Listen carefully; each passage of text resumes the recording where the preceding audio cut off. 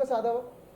काही काही चांगले मोठ्या काउन्सिल्स बरोबर आमचं बोलणं झालेलं आहे जे प्रो बोनो ह्या केसेस लढणार आहेत असं त्यांनी देखील जाहीर केलेलं आहे आणि हा लढा आम्ही देऊ. पण ह्याही पलीकडे जाऊन जसं ह्या नीटच्या पेपर फुटीचं पाहिलं म्हणजे आता एक विचित्र गोष्ट पहा तुम्ही, आपल्याच माध्यमातून आम्ही सगळं वाचतोय. नीट मेडिकल एक्झाम ह्याच्यात पेपर फुटल्यानंतर हे एवढं मोठं आंदोलन करायला लागलं आणि त्या आंदोलनकर्त्यांवर सरकारने पोलिसांच्या माध्यमातून, रॅपिड ॲक्शन फोर्सच्या माध्यमातून पेलेट गन्स, AK-47 कुठेतरी बिहारमध्ये मला वाटतं, मग तुमचं इलेक्ट्रिक शॉक, ह्या सगळ्या गोष्टी, लाठीचार्ज, त्या लाट्यांवर खिळे गंजलेले होते, हे सगळं वापरलं. पण ज्या विद्यार्थ्यांनी काही वर्षांपूर्वी हा नीटचा पेपर देऊन डॉक्टर झालेत आणि ते कल्याण डोंबिवलीच्या हॉस्पिटलमध्ये होते, ते रमेश म्हात्रेला बेल देण्याच्या मागे सरकार जास्ती उत्सुक आहे. अटक केले हॉस्पिटलमध्ये लपवलं, त्यानंतर बेल कशी मिळेल ह्याच्यावरच सरकार जास्ती उत्सुक आहे. आणि तिथे मला वाटतं न्यायव्यवस्था ही कडकपणे आता नशिबाने चांगली एक भूमिका घेत आहे. म्हणजे डॉक्टर बनलात तरी मार खाल्ला आणि सरकार तुम्हाला सोडतंय, आणि तुम्ही डॉक्टरांसाठी लढलात, तुम्ही जे होतकरू डॉक्टर्स आहात त्यांच्यासाठी लढलात, तर तुमच्यावर केसेस टाकतात हे सरकार. भाजपची ही राजवट ही विद्यार्थी विरोधी आहे, युवा विरोधी आहे, हे आता कळायला लागलेलं आहे. आणि ह्याचाच धागा पुढे नेत असताना हा जो MHCET स्कॅम जो झालाय नाही झालाय ह्याच्यावर मुख्यमंत्र्यांचं कुठेही स्पष्ट भाष्य आम्ही ऐकलेलं नाहीये.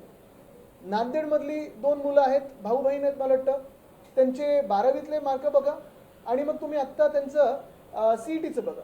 तसंच अजून एक भंडारात मला वाटतं केस झालेली आहे. आणि ह्या सगळ्या भाजपच्याच निगडीत लोकांशी बरोबर कसं CET राऊंडमध्ये पुढे येतात हे दिसायला लागलेलं. मला वाटतं आजच्या दिवसामध्ये मुख्यमंत्री महोदयांनी ह्याच्यावर स्पष्टपणे भाष्य करावं, कारण उद्यापासून ऍडमिशन सुरू होतात. ऍडमिशन तुम्ही ह्याच बेसिसवर घेणार आहात की ऍडमिशनला स्थगिती देणार आहात, हे विद्यार्थ्यांमध्ये खूप घोळ आहे. मागच्या वर्षी पण असंच झालं. मागच्या वर्षी पण 4 दिवसात लगेच पहिली कॅप राऊंड सुरू झाली आणि तेव्हा सरकारने सांगितलं नाही आता काही करू शकत नाही, त्या पहिली राऊंड झालेली ऍडमिशनची. अनेक विद्यार्थ्यांचं ह्याच्यात नुकसान होतं.